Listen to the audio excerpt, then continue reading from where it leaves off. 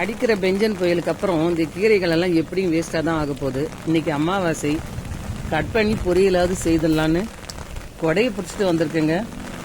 மழையில் எல்லாத்தையும் கட் பண்ணி எடுத்துக்கலாம். சாம்பாருக்கு 2 கத்திரிக்காயும் அறுவடை பண்ணிக்கலாம்.